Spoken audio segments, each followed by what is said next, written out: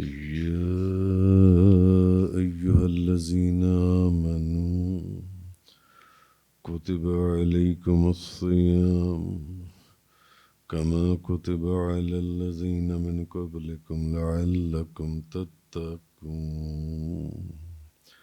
رمضان المبارک کی آمد ہے۔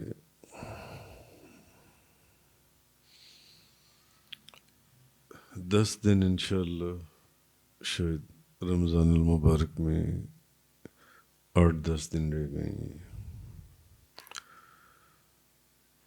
اور رمضان المبارک وہ رحمتوں والا مہینہ ہے جس مہینے کے اندر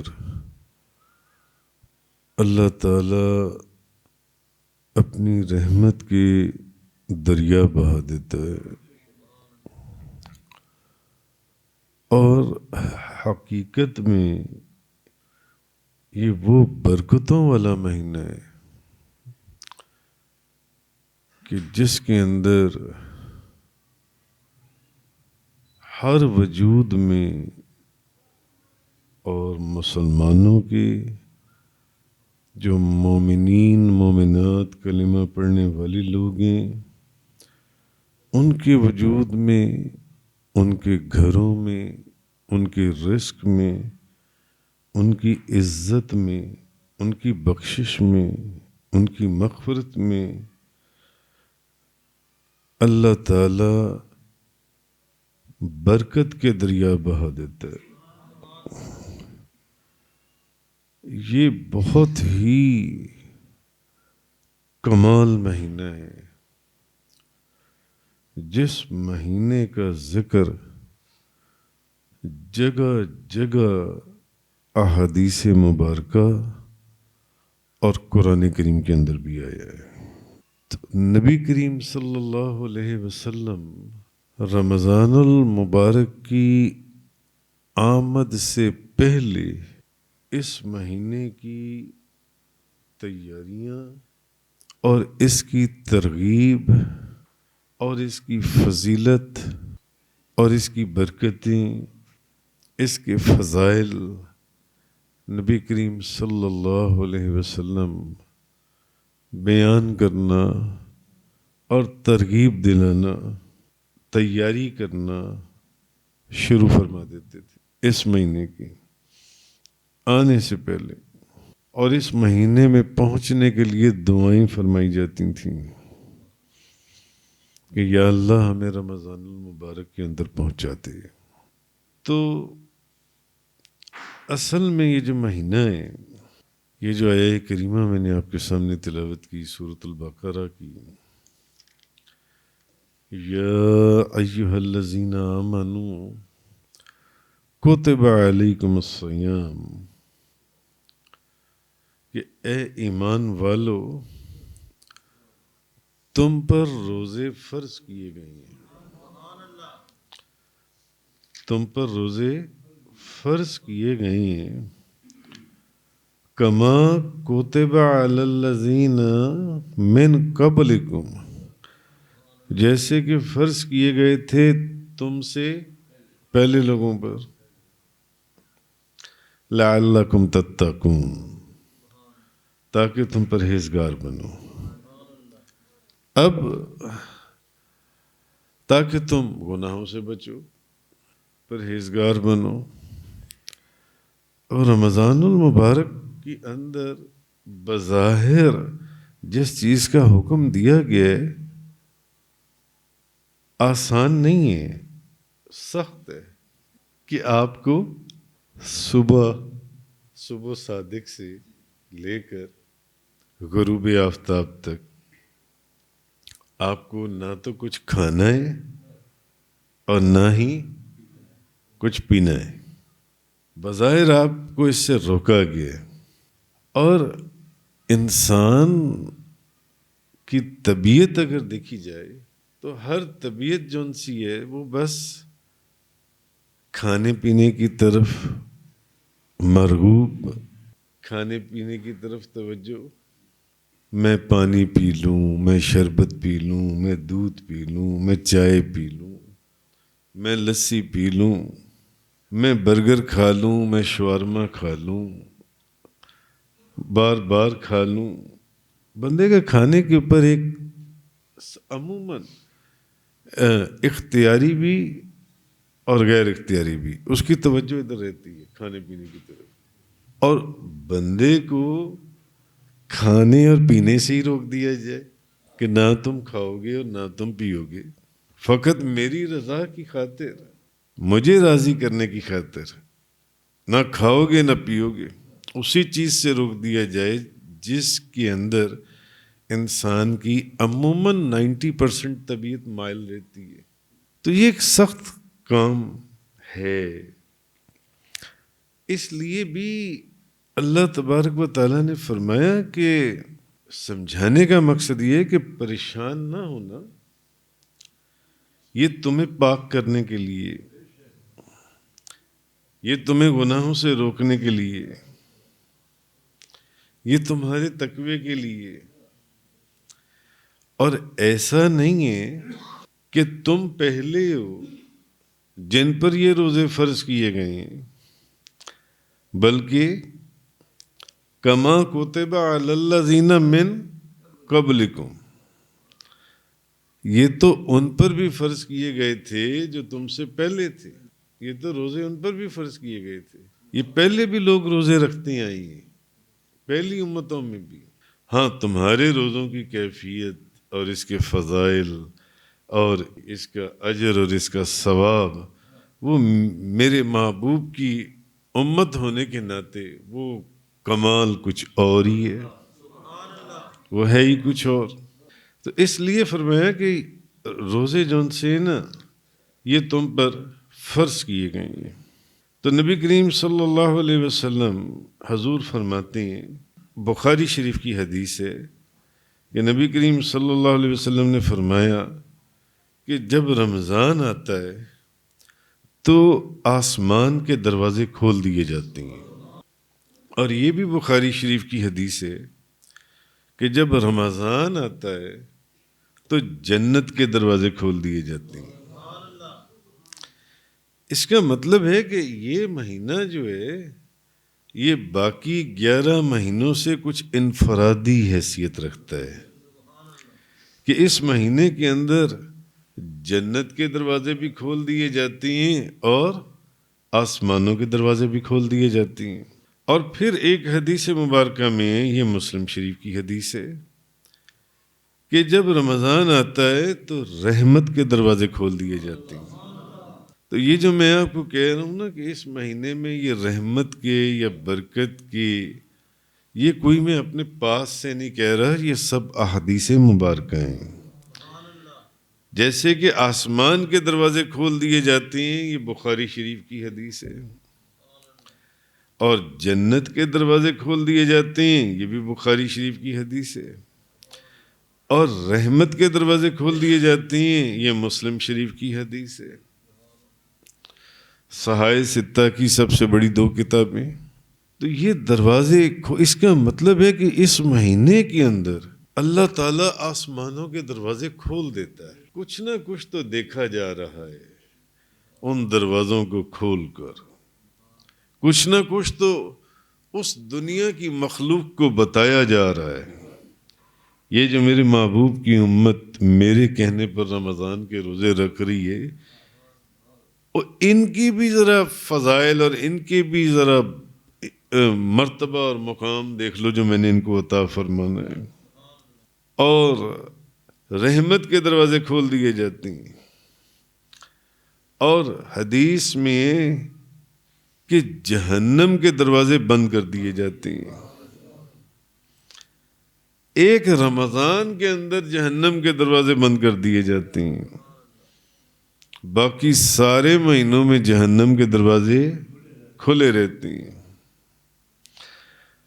اور یہ مہینہ، اس مہینے کی کیا عظمت اور کیا شان ہے وہ تو حدیث ہی آگے، یہ اب جیسے جیسے یہ مہینہ شروع ہوگا تو آپ سنیں گے اور سمجھیں گے. مگر فی الحال جو آج کی بات ہے کہ آسمانوں کے دروازے کھول دیے جاتی ہیں اور 8-10 دن تک آپ لوگوں کے لیے آسمانوں کے دروازے کھولے جانے ہیں.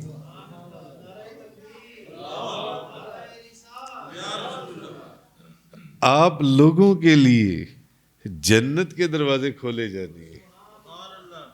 وہ جو جنت کے دروازے کھولے جا رہی ہیں، کیا وہ فرشتوں کے لیے کھولے جا رہی ہیں؟ کس کے لیے کھولے جا رہی ہیں؟ آپ کے لیے کھولے جا رہی ہیں. جنت کے دروازے آپ لوگوں کے لیے کھولے جا رہے ہیں. کیوں؟ کیونکہ جنت میں آپ لوگوں نے انشاءاللہ جانا ہے. ہاں، تو آپ کے لیے جنت کے دروازے کھولے جا رہی اور رحمت کے دروازے کھول دیے جائیں گے. بس 10 دن رہ گئے ہیں، 8-10 دن 10 دروازے کھول دیے جائیں گے.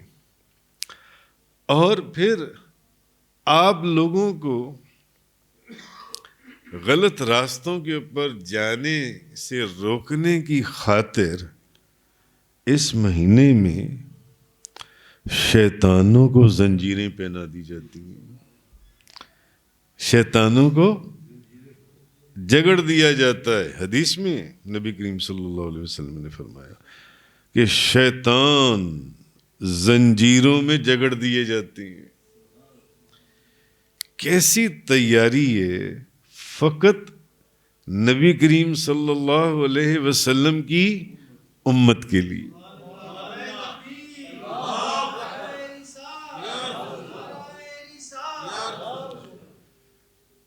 یہ تیاری ہے اس امت کو بخشنے کے لیے،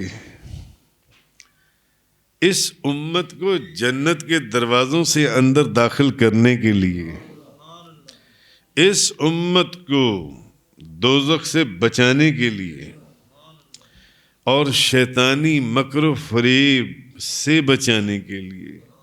یہ وہ تیاری ہے اس امت کو جون سی ہے. اور ایک حدیث میں ہے کہ جب ماہ رمضان کی پہلی رات آتی ہے تو شیطانوں کے ساتھ ساتھ سرکش جن بھی قید کر لیے جاتی ہیں، جو شیطان جن نے، اور جہنم کے دروازے بند کر دیے جاتے ہیں. تو ان میں سے کوئی دروازہ نہیں کھولا جاتا، اور جنت کے دروازے کھول دیے جاتے ہیں اور ان میں سے کوئی دروازہ بند نہیں کیا جاتا.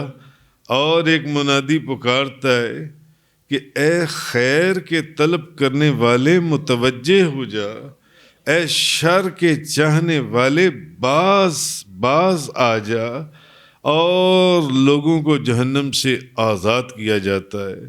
کچھ لوگ جہنم سے آزاد ہوتے ہیں اور ہر رمضان کی ہر رات میں یہ عمل چل رہا ہوتا ہے کہ لوگوں کو بخشا جا رہا ہوتا ہے، بخشا جا رہا ہوتا ہے. لاکھوں کروڑوں لوگ رمضان المبارک کے اندر بخش دیے جاتے ہیں. لاکھوں کروڑوں لوگ رمضان المبارک کی راتوں میں اور رمضان المبارک میں بخش دیے جاتے ہیں. جہنم سے آزاد کیا جا رہا ہوتا ہے اس مہینے کے اندر. اسی لیے اگر آپ کو یاد ہو تو میں نے پچھلے جمعہ شریف پر بھی شاید یہ حدیث مبارک سنائی تھی کہ ایک حدیث مختلف راویوں سے مختلف طریقے سے بیان ہوئی ہے. اس کے راوی حضرت کعب بن عجرہ رضی اللہ تعالی عنہ ہیں. وہ فرماتے ہیں کہ جمعہ شریف کا دن تھا. نبی کریم صلی اللہ علیہ وسلم جمعہ شریف کے خطبے کے لیے ممبر شریف کے اوپر جلوہ افروز ہوئے. تو جب حضور نے پہلی سیڑھی کے اوپر قدم رنجا فرمایا تو حضور نے فرمایا آمین. پھر حضور دوسری سیڑھی کے اوپر رونق افروز ہوئے تو حضور نے فرمایا آمین. پھر حضور تیسری سیڑھی پر جلوہ فگن ہوئے تو فرمایا آمین. تو حضرت معاذ بن جبل رضی اللہ تعالی عنہ پاس موجود تھے. انہوں نے کہا یا رسول اللہ، ان مقامات کے اوپر جو آپ نے آمین فرمایا ہے اس کی سمجھ نہیں آئی. سپوز کہ میں اگر کہوں آمین آمین آمین، آپ لوگ حیران ہوں گے کہ بھی آمین جو ہے وہ تو کہی جاتی ہے جب کوئی دعا مانگے، تو دعا مانگنے کے بعد ہی آمین کہتی ہیں نا. تو یا رسول اللہ ان مقامات کے اوپر آمین کہنے میں حکمت کیا ہے؟ تو نبی کریم صلی اللہ علیہ وسلم آپ نے فرمایا معاذ، میں جب ممبر پر بیٹھ رہا تھا، میں اس کی پہلی سیڑھی پر جب میں نے قدم رکھا تو جبریل علیہ السلام میرے پاس آئی. حضور نے کیا فرمایا؟ میرے پاس آئی اور میرے ممبر کے پاس کھڑے ہو کر انہوں نے دعا فرمائی، انہوں نے دعا کی. انہوں نے کہا یا رسول اللہ، انہوں نے کہا کہ جو بندہ رمضان المبارک کے روزے پائے اور اس کے روزے نہ رکھے، جو بندہ رمضان المبارک پائے اور اس کے روزے نہ رکھے، تو کیا فرمایا گیا؟ وہ بندہ ہلاک ہو جائے. آج آپ نے رمضان المبارک کے اندر دیکھا ہوگا، چھوٹی چھوٹی ذرا سر میں درد ہو گیا تو روزہ نہیں رکھ رہے، ذرا سی محسوس ہوئی روزہ نہیں رکھ رہے، ذرا سا بخار محسوس ہوا روزہ نہیں رکھ رہے. مگر لوگوں کو پتہ ہی نہیں ہے کہ اس کا حکم کتنا سخت ہے. اچھے بھلے موٹے تازے ہٹے کٹے سارا دن ساری دنیا کے کام کر لیں گے مگر روزہ نہیں رکھیں گے. اور ان کے لیے یہ وہ لوگ ہیں جن کے لیے یہ دعائے ضرر کس نے کی؟ جبریل علیہ السلام نے، کہ وہ بندہ ہلاک ہو جائے. اور بزرگوں نے اور علماء نے اس کیفیت سے توبہ فرمائی ہے کہ جبریل علیہ السلام فرمائیں کہ وہ بندہ ہلاک کر دیا جائے اور اللہ کے نبی اس پر آمین فرما دیں، آمین فرما دیں. اور میں وہ جمعہ وہ بھی بیانات کر چکا ہوں کہ کون سی کیفیت ہے کہ جب تک ڈاکٹر آپ کو، اور وہ بھی کوئی قابل ڈاکٹر اور ایماندار ڈاکٹر جس کو سمجھ ہے کہ نہیں جو بات کہہ رہا ہوں وہ اللہ کے قانون کے اندر میری لکھی جانی ہے، کوئی ایسا قابل ڈاکٹر آپ کو یہ نہ کہے کہ اگر آپ نے روزہ رکھا تو آپ کی جان کو خطرہ ہے، تب اجازت ہے روزہ چھوڑنے کی، تب اجازت ہے. مگر ہوتا کیا ہے؟ ذرا سا سر میں درد، ذرا سا بخار، اپنے پاس سے طبیعتیں بنا چھوڑی ہیں کہ نہیں میں پانی نہیں پیوں گا تو میں تو زندہ ہی نہیں رہوں گا، میں کھانا نہیں کھاؤں گا تو مجھے فلاں ہو جائے گا. اور بہترین صحت مند ہٹے کٹے لوگ نہیں روزہ رکھیں گے، کیونکہ ان کو معلوم، یا تو معلوم ہی نہیں ہے، اور اگر معلوم ہونے کے بعد بھی نہیں کر رہے تو پھر تو ویسے ہی اور بھی گناہ کبیرہ کے اوپر گناہ کبیرہ ہے. تو جبریل علیہ السلام نے فرمایا جو بندہ رمضان المبارک پائے اور اس کے روزے نہ رکھے وہ ہلاک ہو جائے. اور آمین کس نے کہا؟ نبیوں کے تاجدار نبی کریم صلی اللہ علیہ وسلم نے. بعض جگہوں پہ ہے کہ وہ دور ہو جائے وہ بندہ، بعض روایات میں ہے کہ اس کی ناک خاک آلود ہو جائے. حضور نے فرمایا آمین، اس کی ناک خاک آلود ہو جائے، وہ ہلاک ہو جائے. معلوم ہوا کہ رمضان المبارک کے روزے کی کتنی اہمیت ہے. اور پھر اسی حدیث میں آگے بھی وہ الفاظ یہ ہیں کہ پھر جب میں نے دوسری سیڑھی پر قدم رکھا تو جبریل نے کہا کہ جو بندہ اپنے بوڑھے ماں باپ کو پائے اور ان کو راضی نہ کر سکے، ان کی خدمت کر کے یا ان کو راضی نہ کر سکے، وہ بھی ہلاک ہو جائے۔ تو حضور آپ فرماتے ہیں حضرت معاذ بن جبل کو کہ میں نے کہا آمین۔ اور پھر جبریل نے تیسری دعا، جب میں نے تیسرے زینے کے اوپر تیسری سیڑھی پر قدم رکھا تو جبریل نے کہا کہ جو شخص آپ کا نام مبارک لے یا سنے، یعنی جہاں آپ کا ذکر ہو رہا ہو، ابھی حدیث بھی تو آپ ہی کا ہی ذکر چل رہا ہے نا، نبی پاک صلی اللہ علیہ وسلم کا، اتنی دیر سے یہ جو میں نے اتنی حدیثیں سنائی ہیں یہ حضوری کا تو ذکر چل رہا ہے، اور وہ بندہ درود نہ پڑھے وہ بھی ہلاک ہو جائے، اس کی بھی ناک خاک آلود ہو جائے، وہ بھی دور کر دیا جائے۔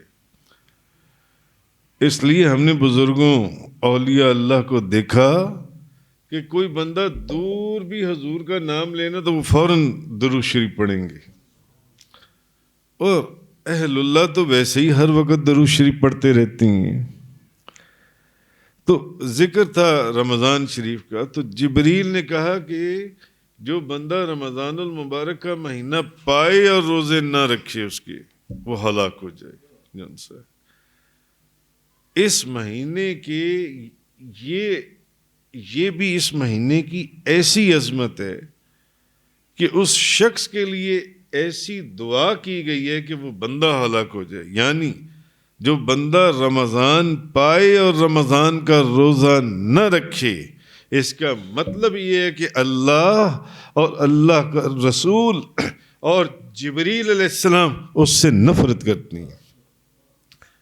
ایسی دعا اسی کے لیے کی جاتی ہے نا جس سے نفرت کی جائے۔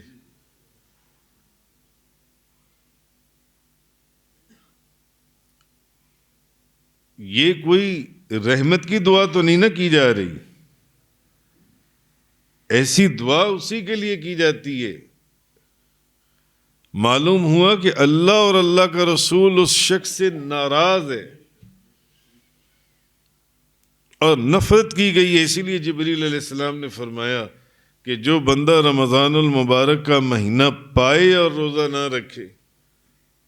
اب آپ خود سوچیں کہ جو لوگ چھوٹی چھوٹی سی بیماریاں، سر درد ہو گئی، ہمیں ہلکا سا اور سارے کام کر لیں گے، سارے جہان کے کام ہو رہے ہوں گے، ہر طرح کے کام ہو رہے ہوں گے، چل پھر رہے ہیں، اٹھ بیٹھ رہے ہیں، گپیں مار رہے ہیں، سب کام ہو رہے ہیں، میں روزہ نہیں رکھا ہوا۔ کیوں نہیں رکھا ہوا؟ میری طبیعت ٹھیک نہیں ہے، ایویں ہلکا سا بخار محسوس ہوا تھا سحری کے وقت، بس روزہ نہیں رکھا، طبیعت میں بوجھل بند، میری طبیعت ٹھیک، مگر پتہ ہی نہیں ہے شریعت کا قانون کہ جب تک کوئی ڈاکٹر آپ کو یہ لکھ کے نہ دے اور یہ کہے نہ کہ بھئی اگر اب روزہ رکھا تمہاری بیماری اس حد تک تجاوز کر چکی ہے کہ اب اگر روزہ رکھو گے تو تمہاری جان کو خطرہ ہے، تب اجازت ہے کہ اب روزہ نہ رکھیں، تب اجازت ہے۔ یہ نہیں کہ یہ چھوٹی چھوٹی بہانے بازیاں جن سی ہیں کہ جی میں نے روزہ نہیں رکھنا جن سے۔ تو رمضان المبارک کا مہینہ جو ہے یہ بہت ہی عجیب و غریب رحمتوں اور برکتوں والا مہینہ ہے، بہت ہی۔ ایک حدیث میں ہے کہ امام احمد اور طبرانی بھیکی، اس کے اندر حضرت عبداللہ بن عمر رضی اللہ تعالیٰ عنہما سے کہ نبی کریم صلی اللہ علیہ وسلم نے فرمایا کہ یہ جو روزہ ہے نا، روزہ یہ بھی بندے کے لیے شفاعت کرے گا، روزہ یہ بھی بندے کے لیے شفاعت کرے گا۔ مگر حدیث میں کہ روزہ بھی بندے کے لیے شفاعت کرے گا اور قرآن بھی بندے کے لیے شفاعت کرے گا۔ کیوں؟ کیونکہ رمضان المبارک میں بندہ دن کو روزہ رکھتا ہے، پھر دن کو بھی قرآن کی تلاوت کرتا ہے اور رات کو قرآن کی تلاوت کرتا بھی ہے اور سنتا بھی ہے۔ نماز عشاء کے بعد پھر 20 رکعت نماز تراویح پڑھتا ہے. کوئی قرآن سنا رہا ہوتا ہے، کوئی قرآن سن رہا ہوتا ہے. نبی کریم صلی اللہ علیہ وسلم نے فرمایا کہ روزہ بھی اور قرآن بھی بندے کے لیے شفاعت کریں گے. روزہ اللہ کی بارگاہ میں عرض کرے گا کہ اے میرے رب، میں نے اس بندے کو کھانے اور خواہشات کو پورا کرنے سے روک دیا. نہ یہ کھاتا تھا، نہ یہ پیتا تھا، نہ یہ اپنی بیوی کے پاس جاتا تھا. میں نے اس کو روک دیا ان چیزوں سے، جو ان سے خواہشات کو پورا کرنے سے. یا اللہ، میری شفاعت اس روزہ رکھنے والے کے حق میں قبول فرما. روزہ کہے گا، روزہ اللہ سے بات کرے گا، روزہ کہے گا اس بندے کی شفاعت، اس بندے کے حق میں میری شفاعت اپنی بارگاہ میں قبول فرما. میں نے اس کو کھانے سے بھی روکا ہوا تھا، پینے سے بھی روکا ہوا تھا، خواہشات سے بھی روکا ہوا تھا. اور قرآن یہ کہے گا، اب یہ حدیث مبارکہ ہے جی مسند امام احمد بن حنبل کی، کہ قرآن یہ کہے گا، قرآن یہ کہے گا کہ میں نے اس کو راتوں میں سونے نہیں دیا، سونے سے باز رکھا. اگر آپ غور کریں تو جب آپ نماز تراویح میں بھی رمضان روزے کی عظمت کا ذکر ہو رہا ہے، تو روزہ کھولنے کے بعد نیند آتی ہے یا نہیں آتی ہے؟ سارا دن نیند آئے نہ آئے، ساری رات نیند آئے نہ آئے، مگر افطاری کے بعد نیند آتی ہے. اور بڑی ہی اچھا، سارا دن بندہ سونے کی کوشش کرے، رات کو سونے کی کوشش کرے، نیند آتی نہیں ہے، بندہ گولیاں کھاتا ہے، پریشان، یا نیند نہیں آ رہی. ایسے ہے کہ نہیں ہے؟ مگر افطاری کے بعد کوئی گولی کھانے کی ضرورت ہے؟ صرف 1 منٹ کے لیے بس لیٹنے کی، بلکہ بیٹھے بیٹھے بھی بعض لوگوں کی آنکھ لگ جاتی ہے. بہت ہی پیاری نیند آتی ہے. بندے کو افطاری آپ نے کی ہو روزہ رکھ کر، افطاری کے بعد آپ کو اتنی پیاری اور میٹھی نیند آئے گی، آپ کو ایسے لگے گا جیسے آپ پتہ نہیں کون سے باغوں میں پھرنے لگیں گے. ایسا ہے یا نہیں ہے؟ ایسا ہے نا. مگر پھر بھی جو اہل محبت، اہل درد، اہل اللہ ہیں، اللہ کے بندے ہیں، وہ چاہیں تو وہ بھی ان لوگوں کی طرح سو جائیں جو اس کے بعد بھی نیند طبیعت کا بہانہ کر کے سو جاتے ہیں. مجھے تو ایسی نیند آئی، مجھے تو پتہ ہی نہیں تھا، میری تو طبیعت ایسی ہو گئی، مجھے تو ہوش ہی نہیں تھا. میری جب آنکھ کھولی تو نماز عشاء بھی گزر چکی، نماز تراویح بھی گزر چکی ہوئی تھی، 12-1 بجے میری آنکھ کھولی جان سی ہے. مگر اہل اللہ، اہل محبت، اہل درد، پھر وہ اس قرآن کو سننے کے لیے کہ اب نماز تراویح کے لیے جانا ہے. کوئی قرآن سنائے گا، کوئی قرآن سنے گا، وہ جاگتے ہیں. تو جس طرح روزہ کہے گا نا کہ اے میرے رب، اس بندے کے حق میں میری شفاعت قبول فرما کہ میں نے اس کو کھانے بھی نہیں دیا، پینے بھی نہیں دیا، اس کو خواہشات بھی پوری نہیں کرنے دی. اسی طرح قرآن کہے گا کہ اے میرے رب، میں نے اس کو رات کو سونے نہیں دیا، میں نے اس کو سونے سے باز رکھا. یہ تو فوراً تیاریوں میں پڑ گیا، ادھر مغرب پڑھی، ادھر روزہ کھولا، مغرب پڑھی، فوراً وضو وغیرہ، چلو نماز عشاء کے لیے، نماز تراویح کے لیے. یا اللہ، میری شفاعت اس کے حق میں قبول فرما. آہا، جن لوگوں نے پھر روزے رکھے، جن لوگوں نے نبی کریم صلی اللہ علیہ وسلم، نعرہ تکبیر، نعرہ رسالت. نبی کریم صلی اللہ علیہ وسلم فرماتے ہیں کہ روزے کی اور قرآن کی دونوں کی شفاعت ان لوگوں کے حق میں قبول کر لی جائے گی۔